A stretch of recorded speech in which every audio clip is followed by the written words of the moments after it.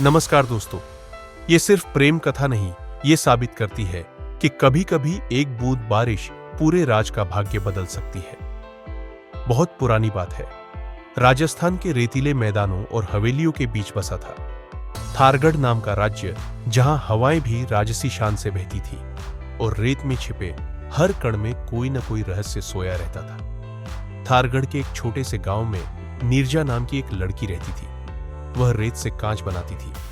हाँ, वह गर्म भट्ठी में रेत को पिघलाकर उससे ऐसी सुंदर चूड़ियां और सजावटी दीप बनाती थी जिनमें सूरज की किरणें भी नाच उठती थी। नीरजा का सपना था अपने कला से ऐसा कांच बनाना जो कभी न टूटे और जिसमें बारिश की एक बूंद हमेशा कैद रहे, ताकि रेगिस्तान में भी ठंडक महसूस हो सके।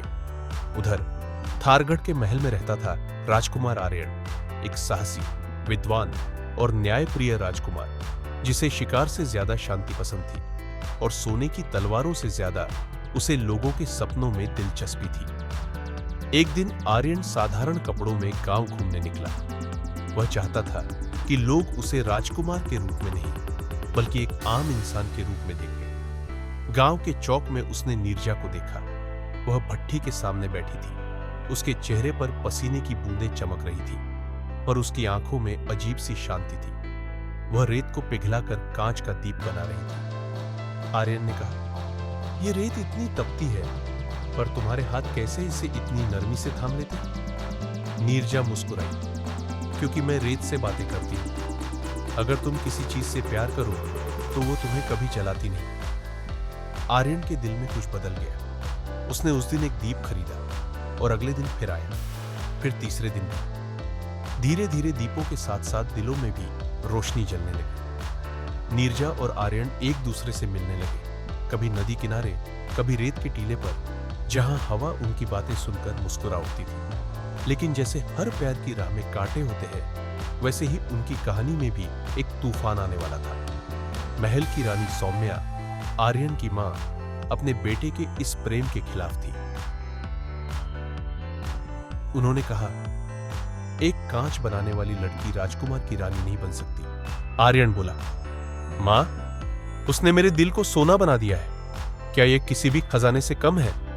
रानी ने ठंडे स्वर में कहा, "अगर नीरजा सचमुच इतनी असाधारण है तो उसे साबित करना होगा। वह ऐसा कांच बनाए जिसमें रेगिस्तान की गर्मी भी ठंडी हो जाए और जो कभी ना टूटे, तब मैं सोचूंगी।" नीरजा के सामने चुनौती थी, एक ऐसा कांच जो गर्मी में भी ठंडा रहे और कभी टूटे नहीं, नामुमकिन। पर उसने हार नहीं मानी। वह रात दिन भट्ठी में काम करने लगी, पर उसका हर कांच या तो पिघल जाता या फट जाता। वह थक चुकी थी।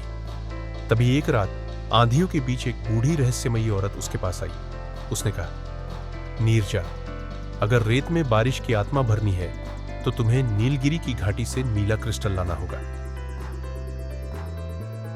वह क्रिस्टल रेगिस्तान में कभी नहीं पिघलता।" नीरजा ने आर्यन को यह बात बताई।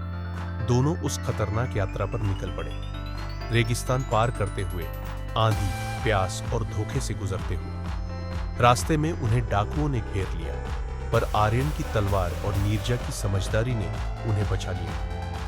तीसरे दिन वे नीलगिरी की घाटी पहुंचे, जहां रेत के नीचे नीला क्रिस्टल चमक रहा था, जैसे किसी ने आसमान को धरती में गाड़ दिया हो।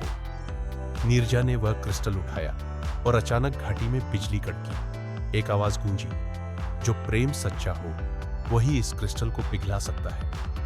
नीरजा ने आर्यन की आंखों में देखा। उनके हाथ एक दूसरे से मिले और क्रिस्टल एक गर्म नीली रोशनी में बदल गया। वे महल लौटे। नीरजा ने उस क्रिस्टल को रेत के साथ मिलाया और जब उसने नया कांच बनाया, वह पारदर्शी नीला था, जिसमें ठंडी हवा बहती थी और कभी दरार नहीं आई। रानी ने उसे परखा, कांच को जमीन पर पटका, आग में रखा